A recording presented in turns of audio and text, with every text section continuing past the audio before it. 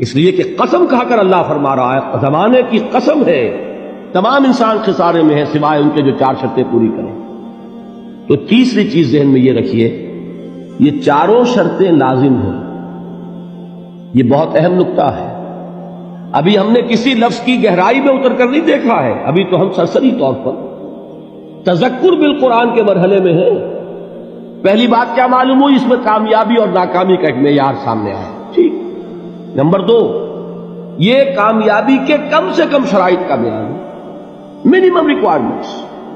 میں نے ایک مرتبہ ایچسن کالج لاہور میں جب تقریر کی سورۃ العصر پر، تو طلباء کے ذہن کی ملازمت کے اعتبار سے کہا کہ بھائی یہ فرسٹ ڈویژن کا بیان نہیں ہے، یہ 3rd ڈویژن میں کامیابی کا بیان ہے، اس سے کم تر پر فیلیور ہے، اس لیے کہ فرمایا گیا والعصر ان الانسان لفی خسر الا الذین آمنوا وعملوا الصالحات وتواصوا بالحق وتواصوا بالصبر۔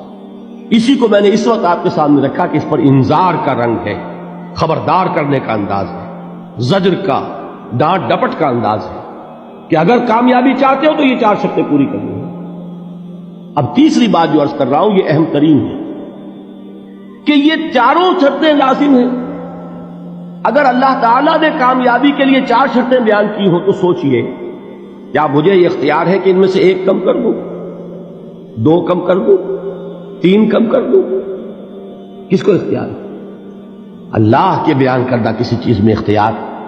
یہ تو حضور سے کہا گیا تھا، سورہ یونس میں ہے، مطالبہ کیا مطالبہ کرنے والوں نے، ایت بقرآن غیر ھذا وبدل ہو، اے محمد صلی اللہ علیہ وسلم یہ قرآن بہت ریجڈ ہے، بہت سخت ہے، ان کمپرومائزنگ ہے، یہ کہیں بھی کوئی روح رعایت کرنے کو تیار نہیں ہے، تو ہمارا اور آپ کا معاملہ نہیں ہو سکتا اس قرآن پر، اس قرآن میں کوئی ترمیم کیجئے یا کوئی اور قرآن لائیے۔ تو حضور سے کیا کہلوایا گیا؟ قل ما یکون لی ان ابدلہ من تلقاء نفسی ان اتبع الا ما یوحی الی۔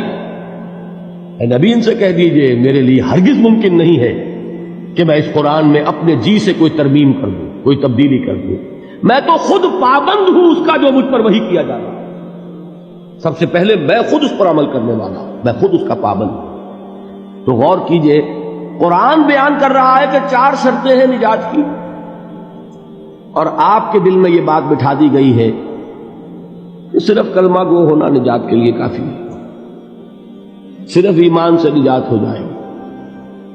یہ بات جو ہے ذہن میں رکھیے، ایک نجات وہ ہے جو ہزار برس تک جہنم میں کوئلہ بننے کے بعد نجات ہو، میں اس نجات کی بات نہیں کرتا، وہ نجات تو ملے گی یقیناً۔ جس شخص کے دل میں رائی کے دانے کے برابر بھی ایمان ہوگا، وہ اپنے اعمال کی، اپنے کرتوتوں کی سزا بھگت کر بالآخر جنت کے اندر داخل کیا جائے گا، جہنم سے نکالا جائے گا، اور نکالا جائے گا تو اس وقت حال کیا ہوگا؟ جیسے جلا ہوا کوئلہ، اس کے سوا کچھ نہیں۔ حدیث میں اس کی شرح آئی ہے۔ لیکن یہ نجات نہیں، نجات وہ کہ جو اللہ تعالیٰ میدان حشر ہی میں ہماری مغفرت کا اعلان فرمائے، اللہ تعالیٰ اول محلے میں ہمیں جنت میں داخل فرمائے، اس نجات کی بات کر رہا ہوں۔ وہ نجات جان لیجئے محض کلمہ گو ہونے کی بدولت نہیں ملے گی۔ اس نجات کے لیے شرط اول ایمان، شرط 2 عمل صالح، شرط ثالث تواصی بالحق، اور چوتھی شرط تواصی بالصبر۔ یہ قرآن کا بیان ہے، یہ کسی انسان کا کلام نہیں ہے کہ اس میں ترمیم کی جا سکے۔